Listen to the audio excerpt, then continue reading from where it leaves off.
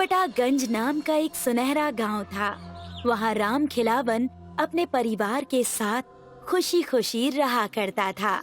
चटपटागंज गांव के ज्यादातर लोग दूध और कपड़ों का व्यापार किया करते थे। सब कुछ धीरे धीरे हो रहा है। आमदनी पहले से आधी गिर चुकी है। तुम हमसे चतुराई ना करो। गांव वालों को भले बेवकूफ बना लो, पर मैं अच्छे से जानता हूँ तुमने खूब पैसे बटोर रखे हैं। मुझे ताजुब इस बात से हो रहा है कि तुम इतने यकीन से कैसे कह रहे हो। राम खिलावन बेटा, तुम आ गए। वो दरअसल कुछ पैसे चाहिए थे। मैं पास के ही रिश्तेदारी में न्योता निभाने जा रहा हूँ। वो क्या है ना कि उनके यहाँ लड़की की शादी है। अब कुछ न कुछ तो हमें देना ही होगा। जी पिताजी, ये भी कोई कहने की बात है। ये लीजिए, ये कुछ पैसे हैं, आप न्योता करके आइए। राम खिलावन के पिताजी बड़ा खुश थे और वहाँ से रिश्तेदारों के पास चले गए।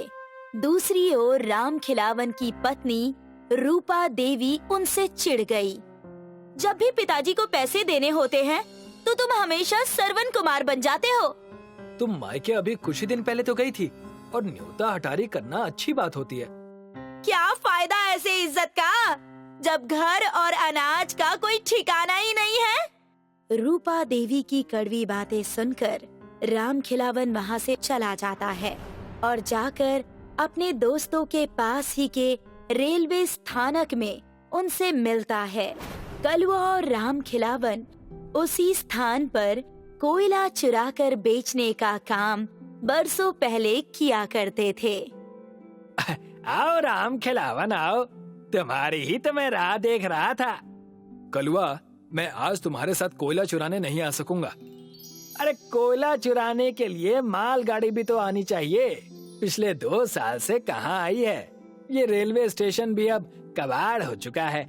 अस्पताल और सारी सुविधाएं कोसों दूर हैं यहाँ से। दूध का व्यापार भी ठीक से नहीं चल रहा, न खेतों से अच्छी फसल आ रही है। पता नहीं कौन से बुरे कर्म हमारे सर पर बोझ बनकर पड़ चुके हैं। लगता है आज रूपा भाभी ने फिर से तुम्हें जला हुआ चावल खिला दिया है। नहीं कलवा भाई, मुझे खुद पर ही संदेह होने लगा है। मैं ये सब क्या कर रहा हूँ? ना परिवार खुश है और ना मैं। कलवा और राम खिलावन वहाँ बातें कर ही रहे थे कि वहाँ पर उस गांव का सरपंच एक अच्छी सी बाइक पर बैठकर उनके पास आ गया और उन्हें देखकर उनसे कहने लगा, तो दोनों चंगो मंगो यहाँ पर हैं। ये देख रहे हो, एक बिलाती गाड़ी है और इस खुशी में आज दावत है। तुम आ जाना वहाँ पर। जरूर सरपंच साहब, हम सांझ होते ही वहाँ पर आ जाएंगे और आकर सारी तैयारी कर देंगे। तब कलवा अपने खुराफाती दिमाग में कुछ सोचकर राम खिलावन से कहता है, आज शाम को बड़ा उत्पात होने वाला है। तुम देखना, सबके होश उड़ जाएंगे। मैं कुछ समझा नहीं, तुम ऐसा क्या करने वाले हो? चलो दावत में मिलते हैं। राम खिलावन अपने परिवार को लेकर सरपंच के दावत में चला जाता है। इनके घर बिजली भी है। हमारे पूरे गांव में बिजली पिछले साल से नहीं आई है। कुछ भी कहो, सरपंच जी ने इंतजाम तो बढ़िया किया है। अरे राम खिलावन आ गए, जाओ जाकर वहाँ से बर्फ का पानी टैंकर में भरवा दो। जी सरपंच साहब। सरपंच के यहाँ जाते ही सब अपना अपना काम करने लगते हैं। उतने में वहाँ पर सरपंच की जोर से चिल्लाने की आवाज आती है। हाय राम, मेरी गाड़ी चोरी हो गई, मेरी गाड़ी चोरी हो गई। अरे मेरी गाड़ी चोरी हो गई। कैसे सरपंच हो? तुम्हारे सामने से कोई गाड़ी चुरा कर ले गया। सबकी नजरों के सामने से गाड़ी चोरी हो गई। हाय राम। सरपंच अपने बिलायती बाइक को ढूंढने की बहुत कोशिश करता है, लेकिन उसे बाइक कहीं भी नहीं मिलती। राम खिलावन सारी बातें समझ जाता है और कलवा को गांव में ढूंढने लगता है। तुम यहाँ हो? इतने दिनों तक कहाँ थे तुम? पूरे 6 महीने से तुम गायब हो। तुम्हारा कोई अता पता भी नहीं है। अबे थम जाओ और चलो मेरे साथ। तुम्हें एक चीज दिखानी है। कलवा राम खिलावन को लेकर उस रेलवे स्थानक पर चला गया और वहां जाकर सरपंच की गाड़ी को दिखाने लगा, जो रेलवे पटरी पर खड़ी थी और पूरी रेल मोटरसाइकिल लग रही थी। आगे से मोटर बाइक और पीछे से रेलवे के डब्बे उस गाड़ी में जुड़े हुए थे। उस मोटर बाइक के पहिए पूरे लोहे के थे, जैसे कि ट्रेन के हों। ये सब क्या है? तुम रेल की पटरी पर गाड़ी दौड़ा रहे हो? आखिर हो क्या गया है तुम्हें? कुछ भी बोलने से पहले तुम मेरे साथ इस गाड़ी पर बैठो। मैं तुम्हें एक जगह लेकर चलता हूँ। ना चाहते हुए भी राम खिलावन कलवा के उस रेल मोटरसाइकिल में बैठ जाता है और कलवा उसे चलाकर कुछ दूर कई साल पुराने खंडर जैसे रेलवे स्टेशन पर लेकर जाता है और वहां जाकर देखता है कि पूरा स्टेशन मरीजों से भरा हुआ है। मैं तुम्हें सारी सच्चाई बताता हूँ। जिस रात सरपंच जी के यहाँ दावत थी, उस रात मैं ये बाइक चुराकर वहाँ से अच्छी जिंदगी बिताने के लिए भाग रहा था। लेकिन घटना चक्र ऐसा हुआ कि आज मैं इस मुकाम पर हूँ। उस वक्त हुआ क्या, ये तो बताओ। मैं गाड़ी चुराकर वहाँ से जंगल की ओर भाग गया और वहाँ जाकर मैंने देखा कि एक परिवार बहुत ज्यादा परेशान है। हे भगवान, मेरे बच्चे को कोई बचा लो। मेरे बच्चे को एक जहरीले सांप ने काट लिया है। कोई बचाओ, अरे कोई बचाओ। बाबा, मेरे शरीर में बहुत दर्द हो रहा है। मुझे नींद आ रही है। बेटा, तुम्हें कुछ नहीं होगा। मैं तुम्हारा ध्यान रखूंगा। वो उस बूढ़े बाबा और उस बच्चे को परेशान देखकर उनके पास जाता है और उनसे कहता है, क्या हुआ बाबा जी? वो बच्चा क्यों रो रहा है? लगता है तुम्हें भगवान ने भेजा है। बच्चे को एक सांप ने काट लिया है। बच्चे की जान को खतरा है। जल्द से जल्द अस्पताल ले जाना होगा। आप फिक्र मत कीजिए, मेरे पास ये गाड़ी है ना, हम इसे जल्दी से वहाँ ले जाएंगे। हमारे पास ज्यादा समय नहीं है। इस ट्रेन की पटरी पर से ले चलो। अगर ऐसा है तो मैं इस गाड़ी का पहिया बदलकर ट्रेन का पहिया डाल दूंगा। आप बच्चे को तैयार कीजिए। कलवा उस रेलवे स्थानक पर जाता है और एक बंद पड़े मालगाड़ी से ट्रेन के पहिए निकालकर उस सरपंच के मोटरसाइकिल में लगा देता है और पीछे ट्रेन का टूटा हुआ डब्बा जोड़ देता है। कलवा उस बच्चे को अपने बनाए हुए रेल मोटरसाइकिल में बिठाकर पटरी के रास्ते से होते हुए ही वैद्य जी के पास पहुंचता है। बाबा, मुझे बहुत दर्द हो रहा है। नहीं बेटा, तुम्हें कुछ नहीं होगा। कलवा उस बच्चे को वैद्य जी के पास सही समय पर पहुंचा देता है और वैद्य जी उसका इलाज करते हैं, जिससे कि वो बच्चा एकदम तंदुरुस्त हो जाता है। धन्यवाद बेटा, तुम भगवान के भेजे हुए चिराग हो। इस जंगल में ऐसे ही कई सारे परिवार हैं जो हर साल किसी न किसी बीमारी का शिकार हो जाते हैं। तुम ही हो जो उन्हें इन सब चीजों से बचा सकते हो। और फिर क्या, तब से लेकर अब तक मैं बस यही काम कर रहा हूँ। हर जरूरतमंद को मैं इस गाड़ी की मदद से उन्हें वैद्य जी के पास ले जाया करता हूँ। इस चीज की हमारे पिछड़े हुए गांव को बहुत जरूरत है। मुझे तुम पर गर्व हो रहा है कलुआ। तुम बड़ा ही नेकी का काम कर रहे हो। कलवा और राम खिलावन बात कर ही रहे थे कि उनके पास वैद्य जी घबराते हुए आए और कहने लगे, कलुआ बेटा, तुम्हारे गांव के सरपंच के पिताजी की तबीयत बहुत खराब है। उन्हें हमारे स्टेशन के अस्पताल में लाना ही होगा, वरना उनकी जान को खतरा है। राम खिलावन कलवा के साथ उस रेल मोटरसाइकिल में बैठकर दोबारा गांव जाता है और सरपंच जी के पिताजी को जख्मी हालत में वैद्य जी के पास चिकित्सालय में लेकर आता है। तुम्हारे इतने हिम्मत, तुमने मेरी गाड़ी चुराई। अरे देखो, मैं ये काम लोगों की भलाई के लिए कर रहा हूँ। ट्रेन की पटरी पर अब ट्रेन का आना बंद हो गया है, इसी वजह से मैं लोगों का ख्याल रखता हूँ। सरपंच जी कुछ कहते उससे पहले सरपंच जी के पिता ने सरपंच जी से कहा, तुम पागल हो, ये दोनों नेकी का काम कर रहे हैं। अगर ये गाड़ी ना होती तो आज मेरे प्राण संकट में होते। इनके नेकी के काम को हमें सराहना चाहिए। धन्यवाद काका, ये तो मेरा फर्ज था। राम खिलावन का परिवार अब बहुत खुश हो गया और सभी एकजुट होकर अच्छे से अपनी जिंदगी बिताने लगे। एक कस्बे में मदन अपनी पत्नी के साथ रहता था। मदन का दूसरा विवाह निमिता के साथ हुआ था। मदन के 2 बेटे थे, सिब्बू और वीरू। लेकिन निमिता अपने बेटे सिब्बू को ही प्यार करती थी। वीरू पढ़ाई के साथ साथ खेती में पिता का हाथ बटाता था। सिब्बू आराम से बैठकर दूध पी रहा था और वीरू पढ़ाई कर रहा था। तभी वहाँ निमिता आई।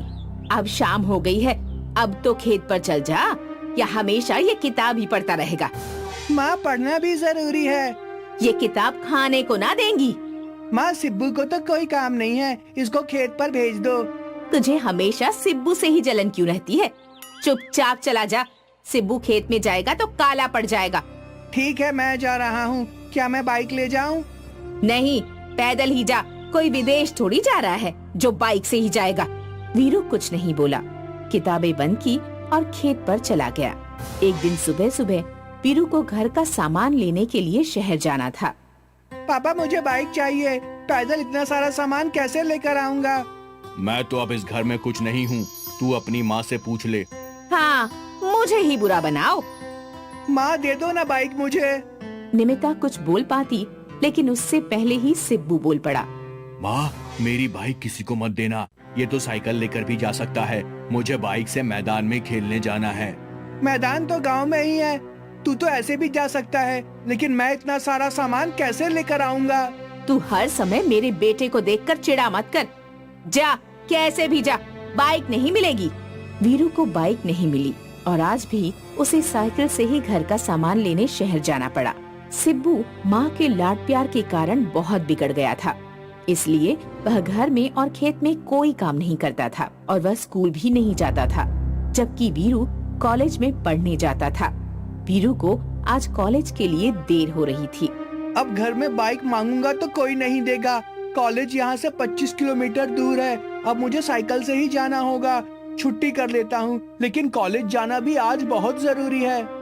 वीरू ने साइकिल बहुत तेज चलाना शुरू कर दिया, लेकिन कॉलेज पहुँचने से पहले ही उसकी साइकिल का टायर पंक्चर हो गया। ओह, इस साइकिल को भी अभी पंचर होना था। चलो, साइकिल को पैदल ही लेकर चलता हूँ। आते में कोई इंतजाम कर लूँगा। वीरू साइकिल को पैदल लेकर जाने लगा और कुछ देर में वह कॉलेज भी पहुँच गया, लेकिन वो बहुत लेट हो गया था और धूप बहुत तेज थी। कुछ लड़के बाहर ही खड़े थे। यार, इन गरीब लोगों को कॉलेज में एडमिशन कौन देता है? ना जाने क्यों ही बुलाते हैं ऐसे लोगों को यहाँ पर। ना इनको कपड़े पहनने का सलीका है और ना इनके पास पैसे हैं। गरीब साइकिल से ही चले आते हैं। बिल्कुल सही बोला तू। इन जैसे लड़कों की वजह से ही कॉलेज की रेपुटेशन भी खराब हो रही है। हाँ, चल चलते हैं, हमें क्या, हमें तो प्लेसमेंट लेनी है। कल ये लड़के हमारे लिए चाय सर्व करेंगे। लड़के ये बात कहकर चले गए, लेकिन वीरू के मन पर इन बातों का बहुत असर पड़ा। वीरू की आंख से आंसू आ गए। वीरू कॉलेज से घर आ रहा था। रास्ते में एक बांस का जंगल था। वीरू वहीं रुक गया। समझ नहीं आ रहा कि क्या है। अब मैं कुछ देर यहाँ बैठ जाता हूँ। वीरू बांस के पेड़ के नीचे लेट गया और उसने पेड़ की ऊंचाई को देखा। उसके मन में एक ख्याल आया। सब लोग मजाक बनाते हैं, अब मुझे खुद से पैसे कमाकर बाइक लेनी होगी। मैं ये बांस काटकर बाजार में बेचूंगा और पैसे जोड़कर बाइक ले लूंगा। वीरू ने थोड़ी सी लकड़ी काटकर साइकिल पर रख ली और उन्हें घर ले गया। तभी उसके दिमाग में कुछ इन्वेंट करने का आइडिया आया और उसने बांस से एक बाइक बनानी शुरू कर दी। वीरू अपनी बाइक बनाने में लगा था, तभी वहाँ निमिता आ गई। खेत के काम से बचने के लिए तू ये फालतू काम कर रहा है। माँ, ये फालतू काम नहीं है, मैं एक बम्बू बाइक बना रहा हूँ। तू अब इतना छोटा नहीं है कि तुझे ऐसे खिलौनों की जरूरत पड़े। माँ, मन बहलाने दो बेचारे को। इसके नसीब में तो बाइक है नहीं, तो कम से कम उसका ख्वाब ही सही। हाँ सिब्बू, तो बिल्कुल सही कह रहा है। वीरू ने सभी बातों से ध्यान हटाकर 2 दिन बाइक बनाने में लगा दिए। बांस की लकड़ी अब बाइक का रूप लेने लगी थी। यह देखकर सिब्बू की चिंता बढ़ने लगी। अगर इसने बाइक बना दी तो मेरी इज्जत कम हो जाएगी, इसलिए मुझे अब कुछ ना कुछ तो करना होगा। सिब्बू ने बाइक को नष्ट कर दिया। यह देखकर वीरू को बहुत दुख हुआ, लेकिन उसने हिम्मत नहीं हारी और वह जंगल में जाकर ही बाइक बनाने लगा, जिसमें वह कामयाब भी हो गया। कॉलेज में प्लेसमेंट का दिन था। वीरू सुबह सुबह तैयार हो गया। बेटा, जो भी पूछे तू अच्छे से बताना और नौकरी ले लेना, तेरी मेहनत कामयाब होगी। जी पापा जी। आज साइकिल रहने दे, बाइक ले जा। लेट हो गया तो नौकरी ना मिलेगी। नहीं, मैं पैदल जाऊंगा। वीरू वहाँ से पैदल चल दिया और जंगल में उसकी बाइक खड़ी थी, जो दिखने में बहुत ही सुंदर थी। वीरू अपनी बाइक पर बैठा, उसे स्टार्ट किया और कॉलेज पहुँच गया। सभी लोग बम्बू बाइक देखकर हैरान हो गए। वाओ, ये क्या है? ये कितनी मस्त और यूनिक बाइक है। यार, इसने कहीं से चुराई होगी। इन गरीब लोगों के बस का ये सब नहीं होता। और वीरू ने समझा होगा कि अगर ये ऐसी बाइक के साथ कॉलेज जाएगा तो इसका प्लेसमेंट हो जाएगा। हाँ, अच्छा सोचा, लेकिन ये जानता नहीं कि स्पोर्ट्स बाइक के जमाने में ये सब नहीं चलता है। सब लोग आगे बढ़ रहे हैं और ये वापस आदि मानव बनने जा रहा है। लड़कों ने वीरू का खूब मजाक बनाया, लेकिन तभी एक प्रोफेसर की नजर बाइक पर पड़ी। उसने वीरू के काम को सराहा। कुछ ही घंटों में इंटरव्यू खत्म हो गए। सभी स्टूडेंट्स को एक हॉल में इकट्ठा किया गया। ए, तू यहाँ क्यों खड़ा है? तेरा सिलेक्शन नहीं हुआ होगा। जा, अपने घर वापस जा। वीरू कुछ बोल पाता, लेकिन उससे पहले ही प्रोफेसर माइक में बोल पड़े। आज यहाँ कुछ अनूठा हुआ है, जिसने हमारे कॉलेज का नाम बढ़ाया है और साथ ही प्रकृति को भी इज्जत दी है। इससे फ्यूचर में आने वाले प्रदूषण से बचाव होगा। और ये बाइक जो पानी से चलती है, तो इससे पेट्रोल की महंगाई की मार आम आदमी पर नहीं पड़ेगी। सभी ने ताली बजा दी। और हमारे कॉलेज के नाम को ऊंचा करने वाले स्टूडेंट का नाम है वीरू, जिसे एक कंपनी ने बहुत अच्छे पैकेज पर अपनी कंपनी में बम्बू बाइक बनाने के लिए नियुक्त किया है। सभी लोगों ने वीरू के लिए तालियां बजाई। वीरू को पुरस्कार मिला। वो बम्बू बाइक से घर आया और सारी बात बताई। यह सुनकर पिता मदन को बहुत खुशी हुई। माँ और भाई को पछतावा हुआ। आसपास के गांव में वीरू के ही चर्चे होने लगे। सभी लोग बम्बू बाइक देखने आने लगे।